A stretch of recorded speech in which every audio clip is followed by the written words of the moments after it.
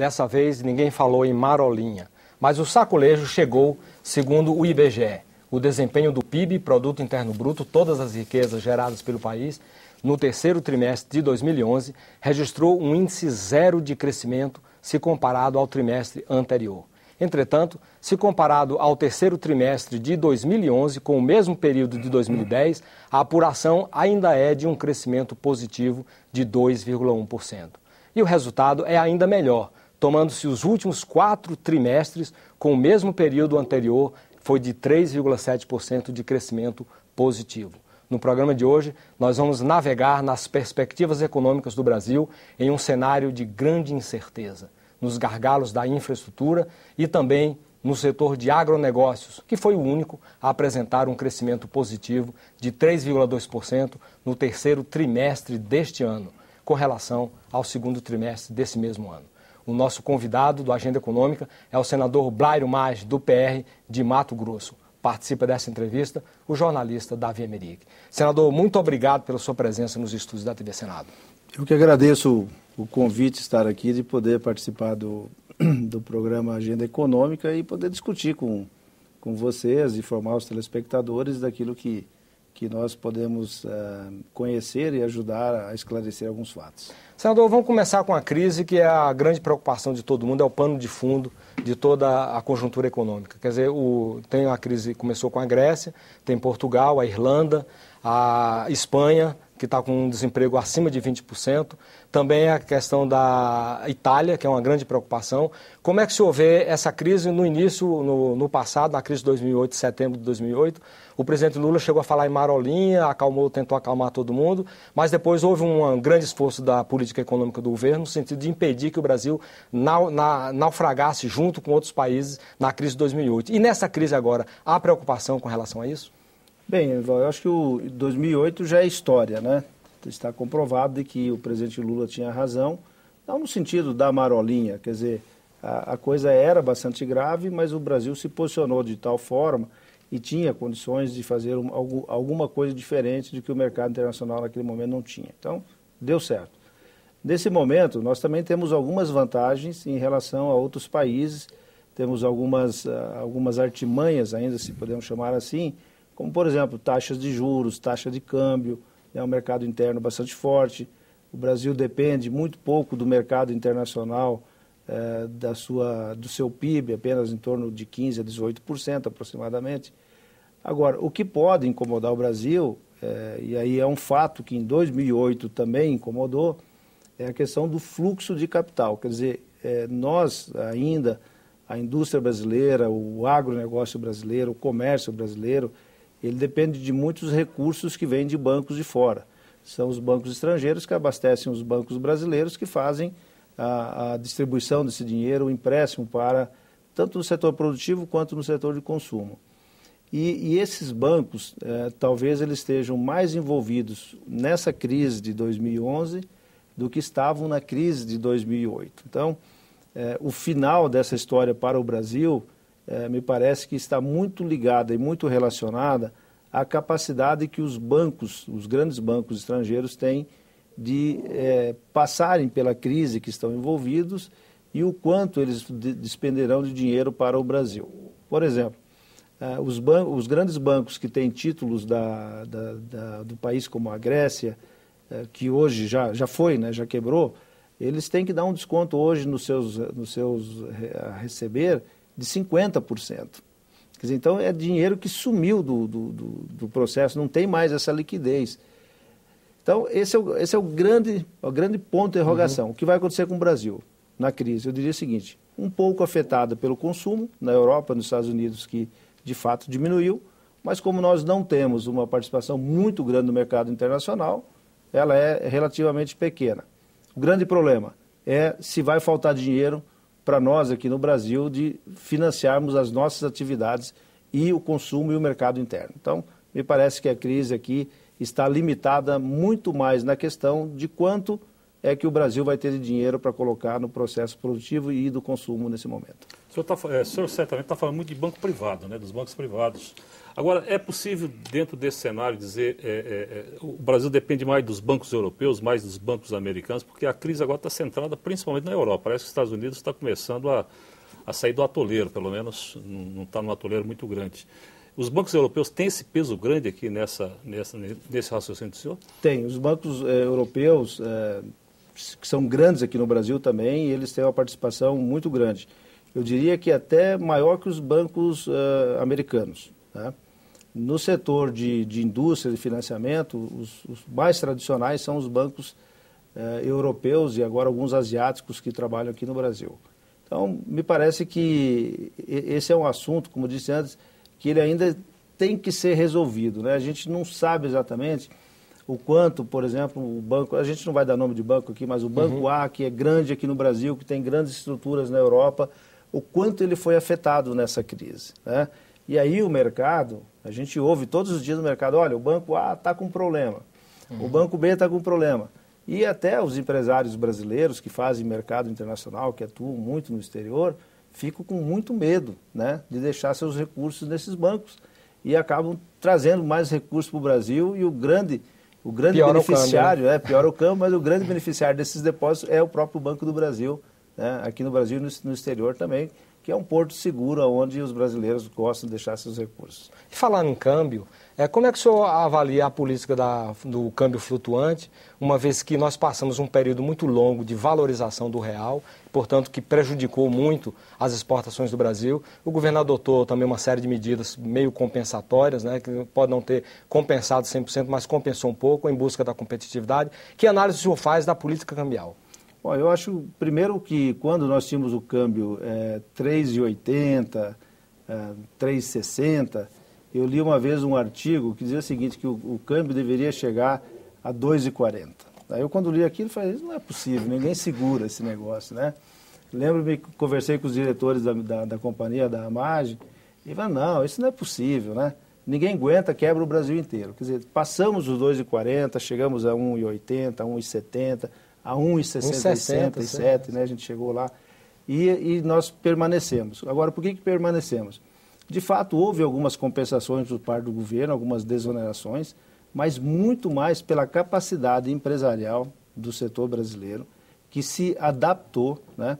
E que teve que se tornar mais produtivo e mais eficiente. Então, nós conseguimos passar. Agora, que as empresas brasileiras vivem um momento de, vamos chamar assim, de corda no pescoço ou de água no nariz, isso é realidade. O câmbio não favorece as exportações, tanto é que se a gente olhar o quanto nós crescemos aqui na exportação, nós não crescemos, nós crescemos foi na importação, porque ficou muito mais barato de você trazer para cá. Então, a política cambial, no meu entendimento, ela está errada. Porém, a opção que o governo fez de ser câmbio flutuante, não tem muito o que fazer. Ou você dá a direção, olha, ele é flutuante e deixa ele realmente flutuar com todos os seus problemas, né?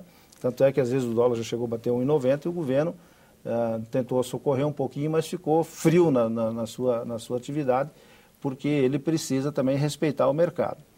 Então, na realidade, o câmbio brasileiro, o dólar nesse momento, na minha avaliação, devia ser algo como 2,40, 2,50, daria um grande fôlego às indústrias brasileiras. Mas como ele é flutuante vai continuar e eu espero que o governo não interfira muito nisso. Ele só deve ficar de olho como ficou na questão dos derivativos, agora há pouco tempo atrás, até uma medida que passou aqui pelo Senado, eu fui relator dessa matéria, onde eu particularmente tenho um entendimento que o instrumento que o governo criou foi um instrumento muito inteligente, inovador, né, moderno, não tem no mundo alguma coisa parecida, que o governo fala assim, olha, se você especular contra a minha moeda, eu te pego. Né? Eu tenho, a regra está clara. Toca o IOF nele, né? Toca o IOF dele de 25% e retira dele aquilo que ele ganhou contra a especulação. Então, acho que o governo vem tocando bem essas questões macro sem grandes problemas. Você me fala um pouquinho dessa questão aí do hedge que o senhor falou. Quer dizer, os exportadores usam os derivativos para se proteger contra especulações cambiais, contra eventuais danos cambiais. Quer dizer, qual foi a solução que o senhor encontrou como relator para livrar os exportadores dessa taxação nos derivativos? Os exportadores, como tu disse, eles usam esse sistema de hedge, né, dos derivativos justamente para se proteger, porque Se você vende vende essa caneta lá fora por $10, que significa R$18, e ali na frente há um desequilíbrio na relação de dólar, talvez essa caneta, ao custo dela, que seria de R$15, o custo passa a ser 20, mas ele já está vendido em reais lá fora e, portanto, ele não tem lucro e pode quebrar a sua empresa. Então, usa-se esse sistema, você faz uma arbitragem, faz um seguro contra a moeda, e isso lá na frente, quando você mandou a mercadoria, recebeu os seus dólares, você está tranquilo, não tem problema. Esse é um instrumento de hedge normal nas operações internacionais. O que não é normal é quando você pega um banco, né, que vem especular contra a sua moeda, e aí não é um hedge de 100 milhões, 200 milhões de uma grande empresa brasileira. São apostas de 40 bilhões, de 50 bilhões de reais. E isso faz com que o dólar venha para baixo. Então, o governo entrou e fez essa operação. Como é que nós resolvemos isso para o exportador? Sim. Então, um decreto está saindo agora da presidência, discutido com a Fazenda, com o Nelson Barbosa, que é o secretário executivo, e com o Guido Mantega. O senhor discutiu com eles? Discuti pessoalmente com eles, e isso então vai ser mostrado no final do ano, ou no determinado período, o quanto você teve que fazer esse hedge para proteger a atividade produtiva que você tem. Então, você está isento, a alíquota vai ser 0. Agora, se você quiser especular também, aí é outro departamento. Mas o objetivo aí das discussões na MP foi de proteger o setor produtivo e não deixar com que viesse mais um custo, né, em cima dessa operação, que deixa o Brasil menos competitivo no mercado internacional. Voltando um pouco à pergunta anterior, a questão do câmbio, o senhor tá aí, o câmbio tá, ele é flutuante. Agora, o setor exportador, que gordura que ele tem a mais, ou que mecanismos que ele tem a mais, que ainda sobra para disputar mercado internacional? Só o ganho de eficiência. Ganhos, assim, gordura para ele gastar de lucros, ele não tem mais, né? E é muito claro a gente olhar, por exemplo, se você vou pegar um equipamento, uma pá carregadeira, uma patrol produzida no Brasil e uma produzida na China. A mesma máquina chega aqui no Brasil, vindo da China, aproximadamente R$100 mil, uma máquina dessa, você coloca ela no interior do Brasil. Aqui, uma produzida no nosso país custa R$350 mil, colocada no mesmo local da outra. Então, quer dizer, nós não temos um problema só de moeda nisso aí, nós temos um problema que todo mundo conhece de carga tributária, né, de leis trabalhistas que nós temos que encarece tudo isso. Então, o conjunto que o Brasil tem de produzir, ele é muito diferente daqueles que são produzidos lá fora. Isso eu peguei a China como exemplo, mas hoje está mais barato trazer equipamentos e comprar serviços da Europa, dos Estados Unidos, do que fazer no Brasil. Porque nós, de fato, ficamos muito caros. Então, nós não temos gordura mais na parte de câmbio para mexer. O que nós temos que mexer? Na nossa infraestrutura e na estrutura que nós temos da nossa legislação. É isso que o Brasil precisa fazer hoje. Cada dia que passa é colocado sobre os ombros das empresas mais responsabilidades, mais direito dos trabalhadores, mais direito do Estado sobre aquela ação que você está fazendo. E isso tudo, tem um ditado que fala assim, né, do couro sai a correia. Né? Quer dizer assim, antigamente alguém vai pagar isso. Alguém vai pagar, quer dizer, você tinha que tirar o couro do boi para fazer a correia antigamente, não tinha nada de outra coisa. Então, tem esse ditado que é muito claro. Botou custo na minha empresa, eu vou repassar para frente. Ao repassar, eu perco competitividade para os outros. Então, eu acho que já é passada a hora de a gente fazer uma outra discussão, que não a discussão simplesmente do dólar.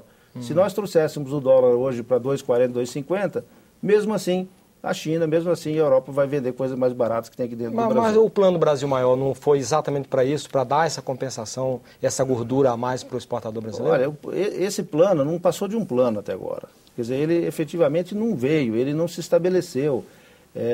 Os setores produtivos não conseguiram ainda provar, né, de que isso é uma coisa definitiva.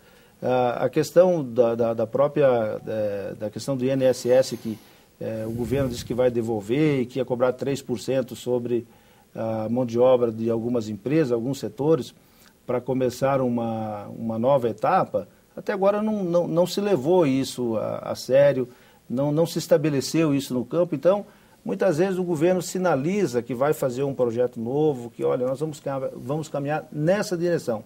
Mas, efetivamente, ele não começa, ele não solta. E nós demoramos muito para provar se aquilo que está sendo proposto pelo governo é uma coisa boa para o setor produtivo, quer dizer, trará vantagens competitivas para o Brasil, ou é mais uma pegadinha do governo para faturar um pouco mais. Porque, na realidade, eu vou dizer uma coisa para você, nós, e eu sou empresário, sou industrial, sou da área da agricultura, cada vez que o governo se movimenta numa determinada ação, a gente tem que fazer as contas. Tem que fazer bem as contas, porque a Fazenda não quer abrir mão de nem um centavo de imposto que tem. Quer dizer, a presidenta às vezes fala assim, vamos baixar por aqui, vamos por aqui, mas eu sei como é que é a Fazenda. Eu também fui governador e a última coisa que um secretário de Fazenda quer ouvir, eu acho que o ministro Guido Mantz também quer ouvir, é baixar imposto, é retirar dinheiro do seu caixa, porque no final quem tem que dar conta da folha de pagamento, das despesas e dos investimentos é a própria Fazenda. Segundo o Instituto Brasileiro de Geografia e Estatística, IBGE, houve um pequeno acréscimo na inflação medida pela IPCA, o Índice de Preços ao Consumidor Amplo, de novembro último, quando foi registrado 0,52% contra 0,43% em outubro último. O senhor acha que a inflação preocupa, uma vez que o acumulado nos 2 meses 6,64% já ultrapassou o teto da meta, que é de 6,5%? Não, eu não vejo assim grandes preocupações, Davi. A gente vinha acompanhando a economia brasileira e, na realidade, a inflação que nós tivemos a mais não foi a inflação de produtos, mas uma inflação de serviços. Tudo no Brasil ficou muito caro. Todo mundo passou a construir, comprou automóvel, aí vem a oficina, aí vem as fábricas. Então, os serviços, né, ficaram muito caros. Mas também com o arranjo da própria economia que o governo deu aquela freada, disse, olha, vamos segurar um pouco, isso, para mim, está trazendo de volta para o lugar dentro da meta da inflação.